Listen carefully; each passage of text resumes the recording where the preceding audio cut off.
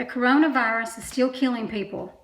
I realize that everything is opening back up and everyone wants to get back to their normal lives, but we must still take the necessary precautions to maintain our health.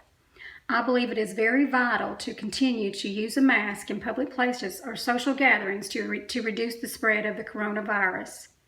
My sisters have COPD, which is chronic obstructive pulmonary disease, and I also know some people with asthma.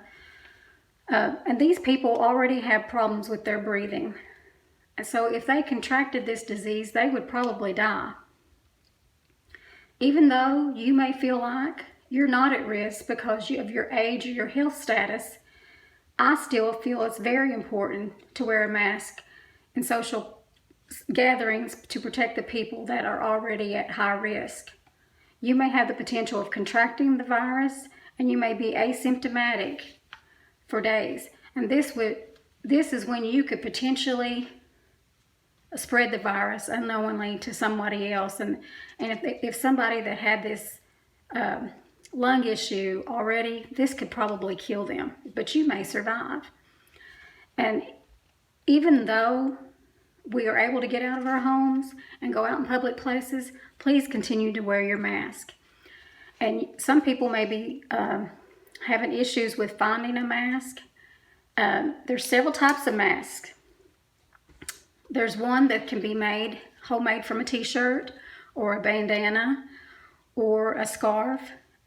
And the way to care for that mask is to wash it in hot water after each wearing, and don't use it if it's damp or if it's been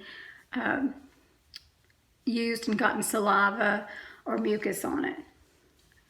Another type of mask is the procedure mask, which is used by healthcare workers as part of their personal protective equipment. But you can also use this mask if you can find them. They're fine to wear. Another one is an N95 mask, which is usually worn by healthcare workers or the people that they're caring for. And these can be used for extended time, but they have to be sanitized after each use. The procedure mask has to be discarded after use, especially if it's been used in an isolation room or if it's soiled or damp. I have some examples of these masks. This is the example of the homemade mask.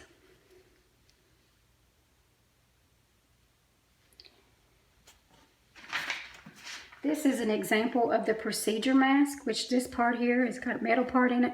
It just wraps around your nose. And then I got a picture from Google, which is the N95 mask.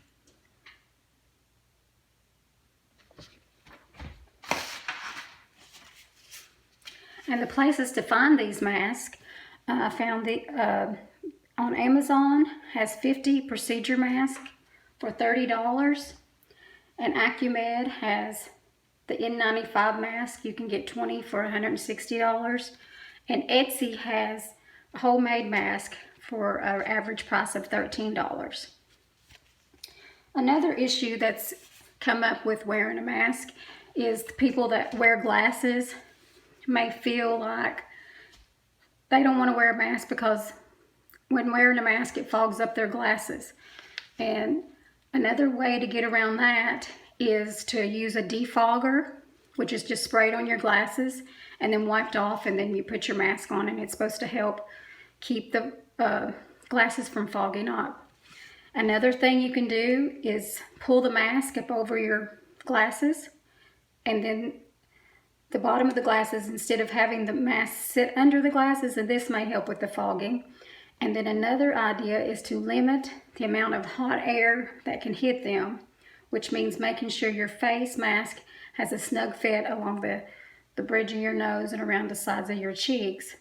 So that way the more hot air will be driven into the mask itself, as well as outside its sides.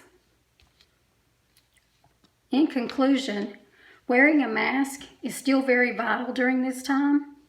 When you go out, you will see people not wearing a mask and think that life is back to normal, but it's not. In our state of Tennessee, there are over 25,000 confirmed cases of the coronavirus. Over 16,000 people have survived, and around 395 people have died. So the numbers do not lie.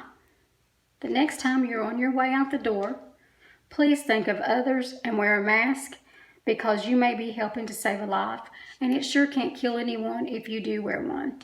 Thank you.